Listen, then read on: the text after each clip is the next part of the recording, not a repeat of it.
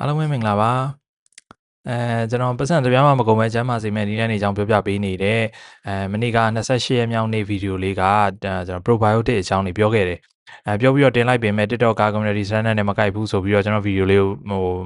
မပို့ပေးဘူးဗျာအဲ့ဒါနဲ့ submit လုပ်ထားတာအခုဒီနေ့နေ့လယ်မှာစပြီးတော့ခွင့်ပြုလိုက်လို့ပြန်ပြီးတော့တက်သွားပြီပေါ့ဆိုတော့မနေ့ကတော့ဗီဒီယိုလေးမတက်သွားပေမဲ့ဒီနေ့တော့တက်သွားပြီပေါ့နော်ဒီနေ့နှစ်ပုတ်ဖြစ်သွားလိမ့်မယ်ဗီဒီယိုလေးက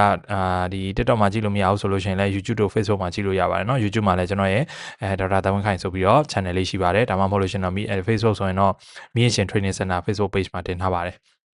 အဲ့မှာလည်းသွားကြည့်လို့ရပါတယ်ဆိုတော့ဒီမှာကျွန်တော်ဒီနေ့ပြောပြပေးခြင်းတဲ့အကြောင်းအရာလေးကဘာလဲဆိုတော့စီစားတာနဲ့ပတ်သက်ပြီးတော့ဗောနော်ဆိုတော့ကျွန်တော်တို့စားသုံးနေတဲ့စီတွေထဲမှာမကောင်းတဲ့စီဆိုတာရှိတယ်ကောင်းတဲ့စီဆိုတာရှိတယ်ဆိုတော့မကောင်းတဲ့စီဆိုတာလွယ်လွယ်ပြောရင်ခဲတဲ့စီပြင်မာထားလိုက်လို့ရှိရင်ခဲသွားနိုင်တဲ့စီမျိုးတွေဒါတွေဒီမကောင်းတဲ့စီခန္ဓာကိုယ်ထဲရောက်သွားလို့ရှိရင်လည်းသွေးကြောတွေထဲမှာခဲပြီးပိတ်သွားနိုင်တယ်နှလုံးသွေးကြောတွေကျဉ်းမယ်သွေးကြောတွေပိတ်တယ်နောက်ဆက်တွဲယောဂတွေဖြစ်လာနိုင်တယ်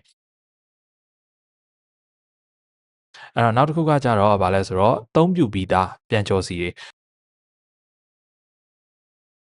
အသုံးပြုပြီးသားစီတွေဆိုတာ CO ကျွန်တော်တို့အချိန်ကြာကြာအပူပေးလိုက်တယ်ဆိုလို့ရှိရင်ဒီစီထဲမှာ carcinogen လို့ခေါ်တဲ့ကင်ဆာဖြစ်စေတဲ့ဓာတ်တွေထွက်လာတတ်တယ်ဒီတော့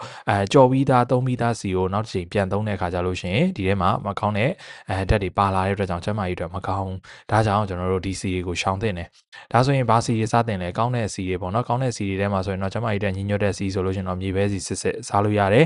အဲ့တော့ဒါမှမဟုတ်လို့ရှိရင်ကျွန်တော်တို့နေကြစီဒါမှမဟုတ်လို့ရှိရင်ပဲပီဆက်စီစသဖြင့်ဒီလိုစီတွေလည်းစားလို့ရပါတယ်ပေါ့နော်အဲ့တော့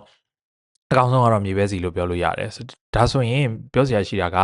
စီတွေကဈေးကြည့်တယ်ဒီလိုကောင်းတဲ့စီတွေစားမယ်ဆိုလို့ရှိရင်ကုန်ကျစရိတ်များတယ်ပေါ့နော်အဲ့တော့တွက်ကြည့်မယ်ဆိုလို့ရှိရင်ကောင်းတဲ့စီစားလို့ကုန်မဲ့ကုန်ကျစရိတ်နဲ့မကောင်းတဲ့စီတွေစားပြီးသွားတဲ့ခါကျတော့ဖြစ်လာမဲ့ကျန်းမာရေးယောဂတွေဝေဒနာတွေကြောင့်ကုသစရိတ်ဘယ်ဟာပိုများမယ်ထင်လဲနောက်တစ်ခုကကြတော့ကောင်းတဲ့စီစားတာတော့ဟုတ်ပါပြီကောင်းတဲ့စီတွေကြီးပဲအများကြီးစားနေလို့လည်းမရဘူးဗျာကျွန်တော်တို့စီစားတယ်စီ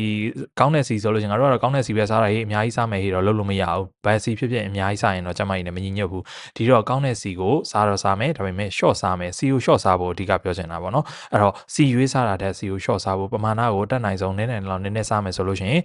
ကျမကြီးနဲ့ညီညွတ်မယ်ဒီတော့ကောင်းတဲ့စီကို short စားလိုက်တဲ့အတွက်ကြောင့်ကုန်ကျစရိတ်လည်းတက်တာမယ်ကျမကြီးအတွက်လည်းကောင်းလိမ့်မယ်မကောင်းတဲ့စီကလည်းစားမိနေမှာပါပဲကျွန်တော်တို့အပြင်စားတွေစားတယ်အပြင်သွားတယ်အဲ့တော့ဒီမကောင်းတဲ့စီတွေကတော့ပါလာနိုင်တယ်ဒီတော့တက်နိုင်ဆုံး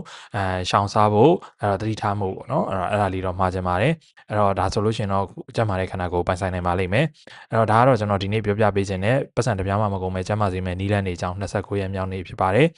နှစ်ပြန်ဆိုရင်တော့ကျွန်တော်ရက်30ပြည့်သွားပြီဆိုတော့ပြီးသွားလို့ရှိရင်တော့နောက်တခြားအကြောင်းအရာတွေပြောင်းပြောကြမယ်ပေါ့နော်အဲ့တော့သိချင်တဲ့အကြောင်းအရာလေးတွေရှိရင်လည်း comment မှာမေးထားခဲ့လို့ရပါတယ်အလင်းတင်တယ်လို့ကျွန်တော်ပြန်ဖြေပေးသွားပါမယ်အားလုံးကျေးဇူးတင်ပါတယ်